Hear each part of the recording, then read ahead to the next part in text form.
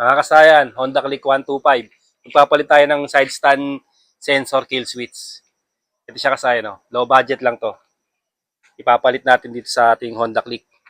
Siya kasayan, ito yung nirekta natin. Disconnect natin yung kill switch. Ayan siya, O, kahit naka-stand o hindi, buhay pa rin yung ating makina.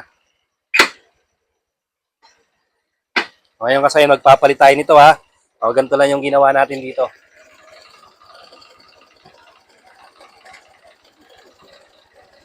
Hugutin lang natin dito.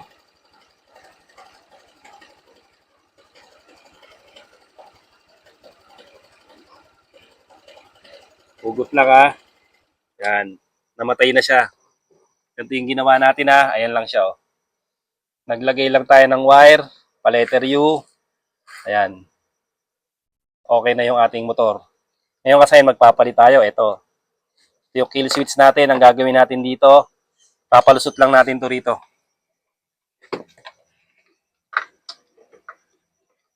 Palusot lang natin yung ating kill switch.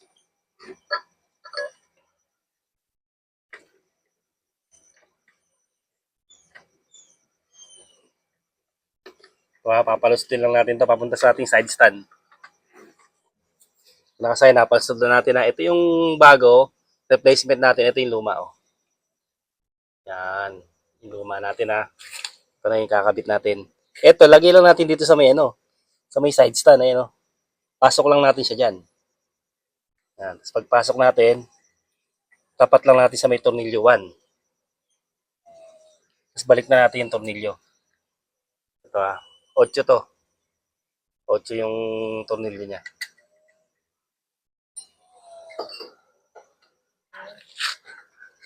Ano tayo kasayan?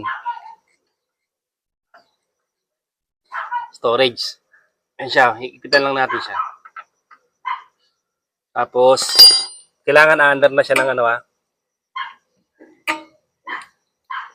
laging maulan, umagas pa, hindi natin nalalangisan.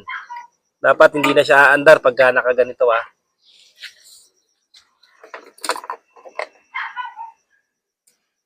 Ayun siya kasayan, wala. Tapos aandar na siya pagka nakataas na.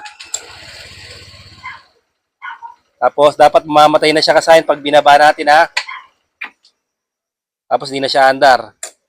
Pag nakataas lang siya, saka sa andar, balik na uli sa normal. Balik kasayan yung low budget na natin, low budget na side stand sensor kill switch, okay na okay siya kasayan. May unboxing tayo niyan sa gustong bumili nito. May unboxing na doon din yung store natin Ito yung pinagpalitan natin, ito yung luma natin. Yun lang ang pagpapalit kasayan, simple lang Ito na yung tatanggalin natin ito, naka cable tayo. Hanggang dito lang mga kasayan, salamat sa panonood.